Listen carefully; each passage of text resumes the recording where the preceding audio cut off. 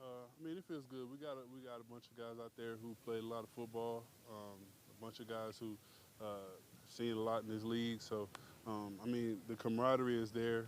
The chemistry is still ongoing. Uh, so I feel a lot. I feel a great upside for this offensive line. I mean, you came from a Dallas team where a lot of talk about how good their offensive line's been in past years. Um, any comparisons there? Anything you see similarities? I mean, everybody has talent on every team in the NFL. I mean, we're the best in the world at what we do. Um, I mean, you have Zach Martins and Tyron Smiths in Dallas. I mean, you got Taylor Moton's and Johnny Miller's out here, Matt Paradis. Guys who play a lot of football, guys who, haven't necessarily gotten the credit they deserve in their careers. So, I mean, guys are still hungry in that sense. So, I can't really compare, to Dallas and here just because, Dallas, everybody's, you know how Dallas is. So. How is Dallas? Yeah, I'm not answering that question. Keep Keep going. going up.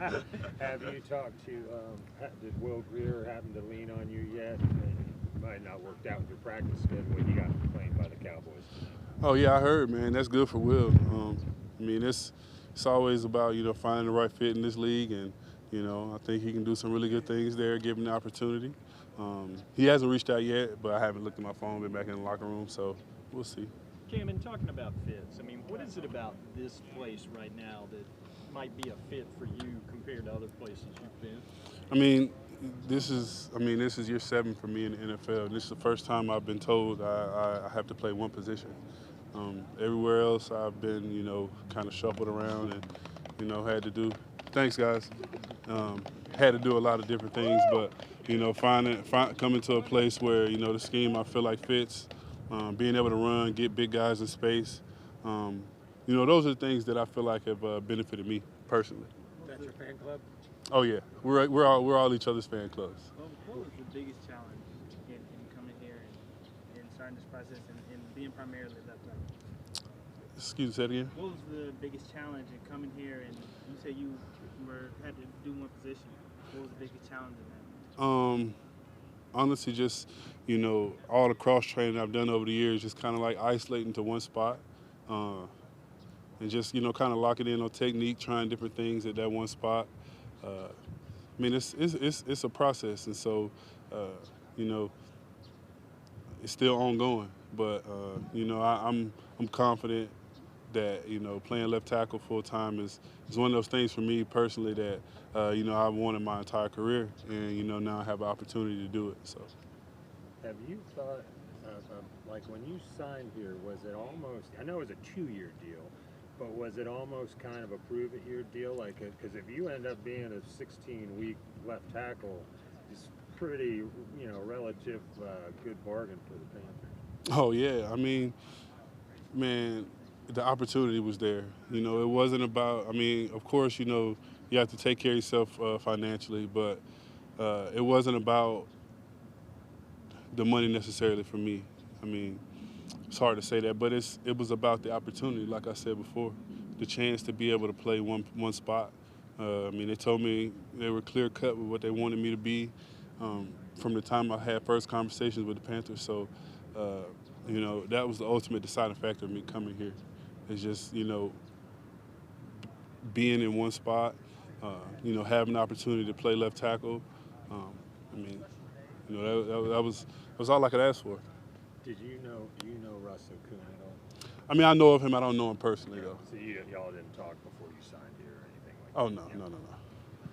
Will you get fined for doing this interview? Probably by the O line, but it's okay. Somebody's got to do it every once in a while. When they want to talk to big guys, it's Timo or Matt or myself probably. So, that's what comes with the territory. So does it go like into a kitty that like pays for steak dinners at the end of the year? Or where's the money go? Oh, that's yet to be decided. We're still trying to figure that one out. But There's someone else we should be talking to? yeah, you probably. I mean, Matt Paradis and Timo probably have a better idea of what's done with the fine money. But like I said, man, I just got here, so I'm still trying to figure it out myself. We're at 5 minutes. What's this going to cost you? Honestly, man, I don't know. We will see. Next time I talk to y'all, I'll make sure I fill y'all in. You're one of the guys that's not wearing the guardian cap. Why is that? I mean, I had it on before, but you know, sometimes it just kind of slides on your head and it will go over your face mask. You can't see the middle of play, but ultimately, I just kind of wanted to take it off. It's you Did know, you feel it was effective at all when you were using it? I mean, it probably worked. I mean, you don't feel it. It's light. Uh, there's nothing wrong with wearing it. I kind of just didn't want to. What's the excitement level for you? You're still like a week out, but what's the excitement level amongst the guys now that the 53 man is done? What's the excitement level to get to that first game? I mean, everybody's excited to play football. You know, everybody's excited to play football in a stadium full of fans again. You know, so that's you know those are the things that are unspoken. But it's also just you know wanting to get better every week and trying to push each other to get better. I mean, those are the things that you know we talk about amongst ourselves. I mean, of course, we're ready to go out here and play, but you know, one thing I learned a long time ago playing football, you can't peak too soon. So, you know, correct mistakes we made, you know, build on what we put together, and just continue to try to build something special. Uh, I mean, and that's just the mindset going forward every day. How do you think Sam grew with this team since he first got here? Oh man, he's come out of a shell in a way. You know, Sam's a really quiet guy for the most part. You know, he'll joke around, but you know, he's not the you know the rah-rah guy a lot of quarterbacks are, and you know, a lot of people see that as a problem, but I see it as a strength for him, just because he's being himself. He allows his teammates to, you know, to help him. He allows his teammates to show their personalities. He doesn't. It's not overbearing, and it's you know it's just enough. Um, I mean, I've seen a lot of growth. I've seen you know some great throws. You know, a lot of things to be excited about. A lot of things for Panthers fans to be excited about. So, you know, I mean, that's just going to continue to build over this next week and a half, 2 weeks here. So, I mean, it's been nothing but you know positive.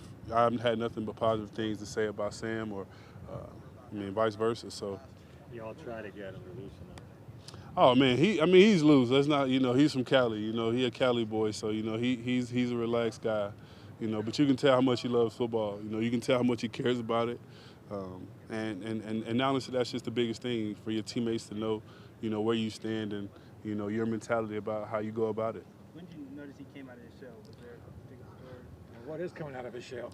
I mean, you know, like I said, man, he's just a quiet guy. So it's for the most part, you know, you can tell when he started to feel more comfortable around the guys. You know, everybody started talking more, and you know, the jokes started coming, and then it's just like, you know, the things that you know you guys don't see behind the cameras, and it's just like I said, it's just fun, and like when you get a guy to relax, and when you get a group of guys that, you know, they can hang out and you know, build something special. I mean, that's the biggest thing.